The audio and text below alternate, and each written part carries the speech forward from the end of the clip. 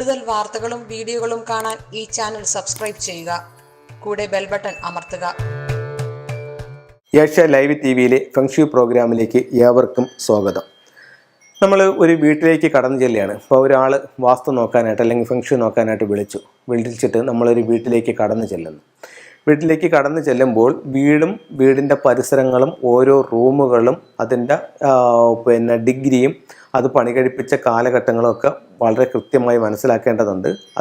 അതിന് പുറമെ അതിൻ്റെ സമീപത്തുള്ള മറ്റ് നിർമ്മിതികൾ, മറ്റ് വീടുകൾ അല്ലെങ്കിൽ മറ്റ് എന്തെങ്കിലും തരത്തിലുള്ള നിർമ്മിതികളുണ്ടെങ്കിൽ അതൊക്കെ എന്താണ്, അവിടെ നിന്നും എന്തെങ്കിലും നെഗറ്റീവ് ഊർജ്ജങ്ങളൊക്കെ നമ്മളെ വീട്ടിലേക്ക് കടന്നു വരുന്നുണ്ടോ, അത് നമ്മളെ ദോഷമായിട്ട് ബാധിക്കുന്നുണ്ടോ, അല്ലെങ്കിൽ പോസിറ്റീവ് എനർജി വരുന്നുണ്ടോ, അതെങ്ങനെ നമ്മളെ സ്വാധീനിക്കുന്നു എന്നൊക്കെ നമുക്ക് നോക്കാം.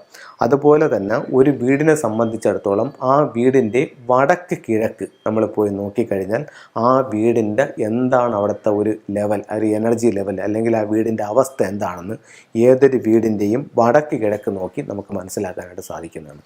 അപ്പം എന്താണെന്ന് വെച്ച് കഴിഞ്ഞാൽ വടക്ക് കിഴക്കിന് അത്രത്തോളം പ്രാധാന്യമുണ്ട്. അത് വടക്ക് കിഴക്ക് നമുക്ക് നമ്മുടെ വാസ്തുപ്രകാരം പറയുകയാണെങ്കിൽ എല്ലാ വീട്ടിലും ഒരു വാസ്തു പുരുഷൻ ഉണ്ട് എന്നൊരു സങ്കല്പമുണ്ട്. അപ്പം എല്ലാ വീട്ടിലും അദ്ദേഹം ഇങ്ങനെ കിടക്കുന്നതായിട്ടാണ് പറയുന്നത്. അദ്ദേഹത്തിൻ്റെ ശിരസ് വന്നിട്ട് വടക്ക് കിഴക്ക് ഭാഗത്ത്. അപ്പം നമുക്ക് തന്നെ അറിയാം നമ്മുടെ ശരീരത്തിൽ ഏറ്റവും പ്രാധാന്യമുള്ള സ്ഥലം ഏതാണ്? ശിരസാണ്. അപ്പം ശിരസിരിക്കുന്ന സ്ഥലത്തിന് അത്രത്തോളം പ്രാധാന്യമുണ്ട്. അപ്പം നമുക്ക് അവിടെ നിന്നാണ് വീട്ടിലേക്കുള്ള ഊർജ്ജം മൊത്തം കടന്നു വരുന്നതെന്നാണ് വാസ്തുവിൽ പറയുന്നത്.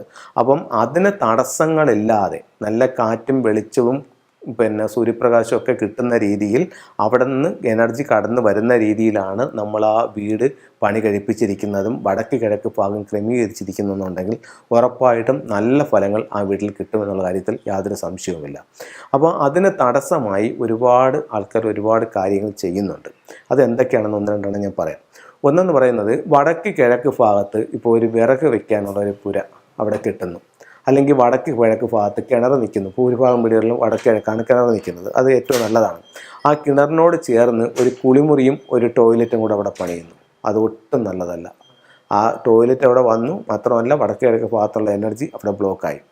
അത് മാറി വടക്ക് കിഴക്ക് ഭാഗത്ത് മാവ് അതുപോലുള്ള വൃക്ഷങ്ങൾ കൊണ്ടുവയ്ക്കുന്നു. അപ്പോൾ നമ്മൾ നല്ല ഫലങ്ങൾ അതിൽ കിട്ടും. പക്ഷേ എന്ന് പറഞ്ഞു കഴിഞ്ഞാൽ വടക്ക് കിഴക്ക് ഭാഗത്ത് നിന്ന് വരുന്ന കാറ്റും വെളിച്ചത്തെയും തടസ്സപ്പെടുത്തും ഈ മരങ്ങളും ചെടികളും. അപ്പോൾ വടക്ക് കിഴക്ക് ഭാഗത്ത് അത്തരത്തിലുള്ള ഒന്നും പാടില്ല. അപ്പോൾ വടക്ക് കിഴക്ക് ഭാഗം നമ്മൾ വളരെ ഇതായിട്ടിരിക്കണം. അതാണ് തന്നെ ഒരു വീടിനെ സംബന്ധിച്ചിടത്തോളം വടക്ക് കിഴക്ക് ഭാഗത്ത് ഇപ്പം ഞാൻ കൊല്ലത്തൊരു വീട് കൺസൾട്ട് ചെയ്തായിരുന്നു. കൊല്ലത്തൊരു വീട് കൺസൾട്ട് ചെയ്തപ്പോഴത്തേക്കും പുള്ളി ഗൾഫിലായിരുന്നിട്ട് പുള്ളി ഒരു നല്ലൊരു വീട് വെച്ച് നല്ല രീതിയിൽ കാര്യങ്ങളൊക്കെ മുന്നോട്ട് പോയപ്പോഴത്തേക്ക് പുള്ളി എന്താ ചെയ്തത്, നല്ല ടൗണായിരുന്നു, റോഡ് സൈഡായിരുന്നു. പുള്ളി ഒരു കട പണിഞ്ഞെന്ന് പറയുമ്പോഴത്തേക്ക് വീടിൻ്റെ ദർശനം എന്ന് പറയുന്നത് വടക്കോട്ടാണ്. അപ്പോൾ പുള്ളി എന്താ ചെയ്തത്, വടക്ക് കിഴക്ക് ഭാഗത്ത് ഒരു 3 നില ബിൽഡിംഗ് പണിഞ്ഞു. അപ്പോൾ വടക്ക് കിഴക്ക് ഭാഗം ഫുള്ള് അടഞ്ഞു. അത് മൊത്തം ബ്ലോക്കായി. കുറേശ്ശെ പുള്ളിയുടെ ബിസിനസ്സുകൾ ഓരോന്നായി ഫ്ലോപ്പ് ആവുകയും ഇപ്പം എന്നെ വിളിച്ച് കാണിക്കുന്ന ആ ഒരു സമയം എന്ന് പറഞ്ഞു കഴിഞ്ഞാൽ പുള്ളി ഇത് വിൽക്കാനായിട്ട് നിൽക്കുന്നൊരവസ്ഥയാണ്. കാരണം അത്രത്തോളം ആ ഒരു ബുദ്ധിമുട്ടിലേക്ക് അത് പോയി. ഇപ്പം നിങ്ങളെ പേടിയാക്കിയല്ല, അപ്പം ആ ഭാഗത്ത് അങ്ങനെയുള്ള കാര്യങ്ങൾ ചെയ്യരുത് എന്നുള്ളത് നിങ്ങളായിട്ട് ഷെയർ ചെയ്യുകയാണ്.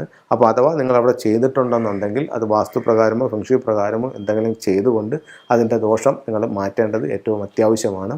അപ്പോൾ ഇവർക്ക് എന്താ ചെയ്യാമായിരുന്നു, ഇവരിത് പണി കഴിപ്പിക്കുന്നതിന് മുമ്പ് ഒരു വാസ്തുവിനെയോ ഒരു ഫെങ്ഷുയോ വിളിച്ച് കാണിച്ചിരുന്നെന്നുണ്ടെങ്കിൽ അവർ പറഞ്ഞത് നിങ്ങൾ വടക്ക് കിഴക്ക് വെക്കേണ്ട, അത് നിങ്ങൾ അതേ സ്ഥലം തന്നെ വടക്ക് പടിഞ്ഞാറ് നിൽപ്പുണ്ട്, വടക്ക് പടിഞ്ഞാറ് ഭാഗത്ത് നിങ്ങൾക്ക് അത് ചെയ്യാം, വടക്ക് കിഴക്ക് ഭാഗം നിങ്ങൾ ഫ്രീ ആക്കി ഇടൂ എന്ന് പറഞ്ഞേനെ. പക്ഷേ അവരത് പറഞ്ഞില്ല, അവരൊരു ബുദ്ധിമുട്ടിലേക്ക് പോയി. അപ്പോൾ ഇത്തരത്തിലുള്ള നമ്മുടെ ഓരോ നിർമ്മിതികളും നമ്മൾ ചെയ്യുമ്പോൾ ഒരു ഉപദേശം അല്ലെങ്കിൽ ഇത് അറിയാവുന്ന ഒരു വ്യക്തിയുടെ ഒരു ഉപദേശം, അത് മുറിവേറ്റിനാകരുത്. കാരണം അത് ഗുണത്തേക്കാളേറെ ദോഷത്തിലേക്ക് പോകും. അപ്പോൾ ഇതിനെപ്പറ്റി പൂർണ്ണമായും മനസ്സിലായി, എല്ലാം തികഞ്ഞാരുമില്ല. അപ്പോൾ ഇതിനെപ്പറ്റി അറിവുള്ളൊരു വ്യക്തിയെ കണ്ടിട്ട് അദ്ദേഹത്തിൻ്റെ നിർദ്ദേശം സ്വീകരിക്കുന്നത് നല്ല രീതിയിൽ മുന്നോട്ട് പോകാനായിട്ട് നന്നായിരിക്കും. 1-2 ചെറിയ ടൂളുകളിലേക്ക് നമുക്ക് പോകാം. നമുക്ക് വടക്ക് പടിഞ്ഞാറ് ഭാഗം ഗൃഹനാഥൻ്റെ ദിക്കാണ്. അപ്പോൾ ഗൃഹനാഥന് അഭിവൃദ്ധി ഉണ്ടാവാനായിട്ട് വീടിൻ്റെ പുറത്ത് വടക്ക് പടിഞ്ഞാറ് ഭാഗത്ത് ഇത്തരത്തിലുള്ള ഒരു 6 റോഡ്, ഇതിപ്പം പല ക്വാളിറ്റിയിലുള്ളത് നമുക്ക് വാങ്ങിക്കാനായിട്ട് കിട്ടുന്നുണ്ട്. അപ്പോൾ ഇത്തരത്തിലുള്ളൊരു 6 റോഡ് വിൻചയും വാങ്ങിച്ച് വീടിൻ്റെ പുറത്ത് വടക്ക് പടിഞ്ഞാറ് ഭാഗത്തിടുന്നത് ഗൃഹനാഥന് അഭിവൃദ്ധി ഉണ്ടാവാനും നമ്മളെ സപ്പോർട്ട് ചെയ്യുന്ന ആൾക്കാരുണ്ടാവാനായിട്ട് നല്ലൊരു ടൂളായിട്ട് ഫെങ്ഷുയിൽ കണക്കാക്കുന്നുണ്ട്. വീട്ടിലേക്ക് വരുന്ന നെഗറ്റീവ് ഊർജ്ജകളെ ഒഴിവാക്കാൻ വേണ്ടിയിട്ട് പ്രധാന ഡോറിൻ്റെ മുകളിൽ ഇത്തരത്തിലുള്ളൊരു ബാക്കോമർ സ്ഥാപിക്കുന്നത് വളരെ നല്ലൊരു ടൂളായിട്ട് ഫെങ്ഷുയിൽ കണക്കാക്കുന്നുണ്ട്. അപ്പോൾ ബാക്കോമർ ഇങ്ങനെ വെക്കുമ്പോൾ ഇതിൻ്റെ ലെഫ്റ്റും റൈറ്റും ഓരോ ഫ്യൂഡോഗിൻ്റെ സിമ്പൽ കൂടി വെക്കുന്നത് വളരെ നല്ലതായിട്ട് ഫെങ്ഷുയിൽ കണക്കാക്കുന്നുണ്ട്. അപ്പോൾ ഫ്യൂഡോഗ്സിൻ്റെ സിമ്പിൾസ് വയ്ക്കാം. പിന്നെ നമുക്ക് എപ്പോഴും ഒരു ഡിവൈൻ എനർജി, ഒരു ഈശ്വരാനുഗ്രഹമൊക്കെ ഉണ്ടാവാനായിട്ട് നമുക്ക് അമത്തീസിൻ്റെ സ്റ്റോൺ ധരിക്കാവുന്നതാണ്. പിന്നെ ഇതിനകത്തുള്ള ഒരു വലിയൊരു ഗുണമെന്ന് പറഞ്ഞു കഴിഞ്ഞാൽ, ഇപ്പം ലഹരി ഉപയോഗിക്കുന്ന വ്യക്തികൾ അതിൽ നിന്നും മാറാനും